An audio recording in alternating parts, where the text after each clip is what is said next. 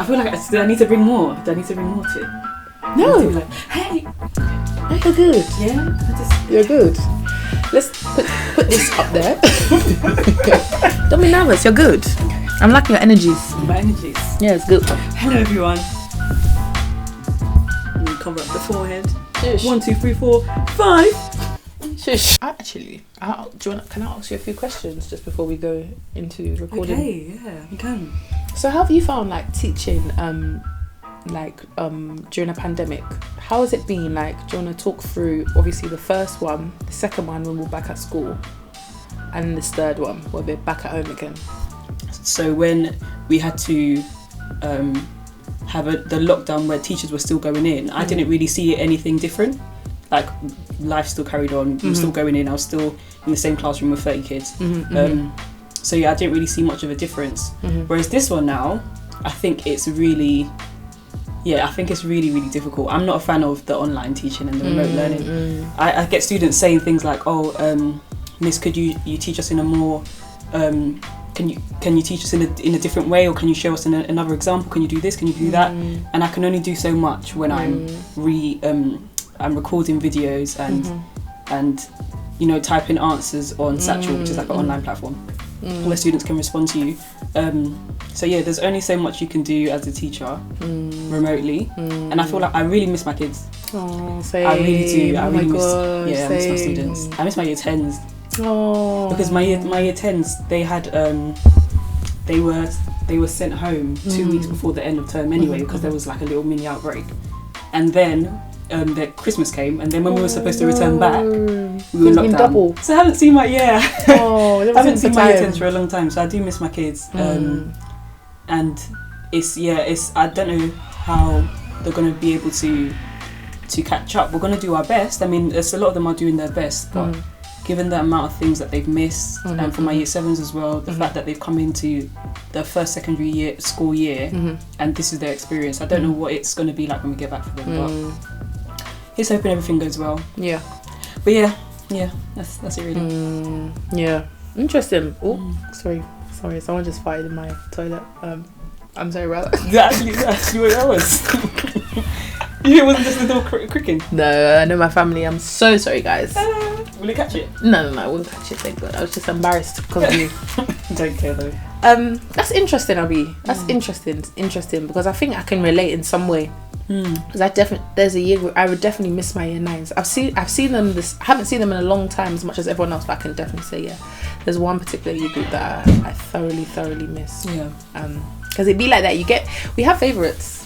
You don't like to say it. I have favourites. Yeah, we don't have favourites. I have got favourites. I love one particular year group. So I can relate with you to some extent. Yeah. I think this lockdown though has been. I feel like I feel a lot more prepared. Okay. I definitely feel a lot more prepared. Would you say that? No. I would say, just being honest. I think we were prepared for another lockdown, but I don't think we were prepared as to how we would execute it, because there's a lot of, why don't we try pre-recorded, why don't we try Looms, why don't we try PowerPoints, why don't we try PDFs, why don't we try, there's a lot of that going on. So every day there's something new that you can do to sort of engage the students, and it's always a lot getting thrown at you. So when you found something that you're like, this works, it's like, there's something else, it's like, okay, let me adapt, let me try this. So it's good that all this is coming, but it's a bit overwhelming. It's a bit overwhelming. But that being said, like, it's going okay for what it is. Do you feel like it's helped your practice? Like, it's allowed you to be a better teacher because you've been able to focus on there's things that you don't need to focus on. For example, classroom management. You can now focus on just the teaching. Like, do you feel like it's helped? I think it's made me really think about how I would teach particular subjects, because it's like I'm not there to explain whatever is on the board, for example, or if I'm doing a pre-recorded video, I'm not there to physically explain it. So if I explain it one time round, how can I do it in a way such that the students grasp most of my understanding from that first explanation. And if they don't, and I'm not there to re-explain it to them, what else can I provide for them to secure that knowledge? Because I'm doing it from just a little PowerPoint or a PDF. I'm just doing it from that. Because when you're there, you can go around. That student's got it. That student has it. Why haven't they got it? What are they missing? Sort of thing. But just having to do it in one sort of sitting. It's really made me think, okay, from the student's perspective, I'm at home, I'm by myself, it's maybe 12 at night, because these kids will be doing their work at 12 at night. It's 12 at night, and I'm trying to understand this. Miss has given me one example. Has she explained why we use this formula or this concept? Has she explained what it means? Has she explained its relation to other topics? Has she explained how I got from this step to that step? There's some in class, there's some things you might skip because you say, does everyone understand why I did this? Yeah? Okay, let's move on. But when you're faced with just doing it on a presentation, no students in front of you, you've got to think for every single student. So it's really made me think, okay, Adley, was this a good voiceover? Did I explain things thoroughly? That's made me think a lot about that. Definitely, that's very true. And I think you have to also create, or for me, because I've been doing live lessons, so your stuff has been pre-recorded, whereas mine has been live on the spot, but still with the same barriers of not knowing if the child understands or not. So I've had to really work on creating an environment that it's okay to answer questions, please let me know if there's any problems. So just send me your mistakes, or don't copy, please. I'd rather you don't even send me any work, but just don't copy, so I could just see you understand. So that's the issue with pre-recorded lessons. The students just copying the work. It's really difficult. What, copying from each other? From the presentation, because you've got to put the answers in there as well. So you put a worked answer. Yeah, but then at the same time, if you've put the worked answer, and it's alright, do all these questions, and then you have so for example, the other day I did recurring decimals.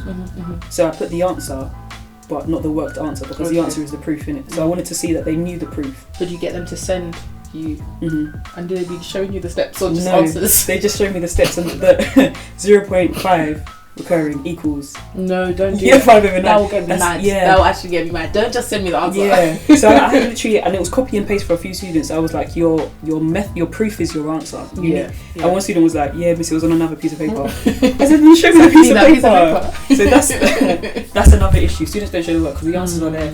So I've been trying to do things around that. For my 11s, I sent them a past paper. And said you'll get the answers on Monday with your score. So a lot of them were like, miss, I don't understand this question, but I taught you it on Wednesday. So that's one way of I try to combat it, but it's difficult. I can imagine. Yeah, it's very difficult. And in terms of having a work-life balance, how do you feel like you're able to have a work-life balance? Because before, as a teacher, work-life balance, what's that? Yeah. Do you feel like you're having a better work-life balance now, or is it more or less? Talk to me. It's less. It's much less.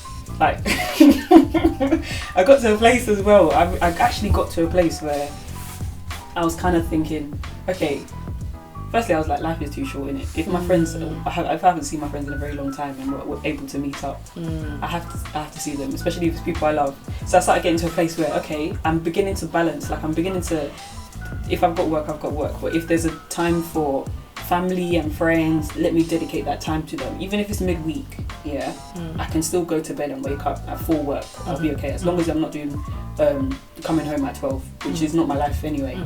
So I was getting to a point where it was like the work-life balance was beginning to take shape. I was beginning to get used to balancing work and then visiting friends and family.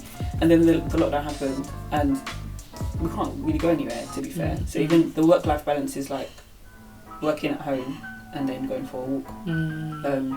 And I can do that fine, but even then I might go for a walk and get a call from work. So or be checking my emails and there's an email from work or something. So it's the lines are beginning to get blurred again, and because you're working from home, where your work-life balance was, it's work, because you're in your room, you're in your bed, you're working. Where is your free time? You're gonna sit in that same bed that you were doing your work in, and then read a book for your free time. There's no line. There's no it's all mixed up together. So I feel like I had it just before we got into lockdown. Now, if it's not going for walks, if it's not going to Sainsbury's, then there's no really balance. Balenciaga. Yeah, no Balenciaga.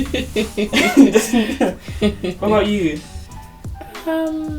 Yeah, I think the lines have definitely become very blurred. I had to delete my emails from my phone, from my iPad, from my laptop, like over the weekend because because I know that I'm going to check them. And sometimes I just basically find myself working all day round. Like literally, I go to bed. Like the minute I go to bed, just before that, I was probably sending an email or doing something. Yeah. So it's become which is very not me because I'm very much like after 4 or 5 o'clock, no, book close, weekend, don't do anything. So this is very, very different.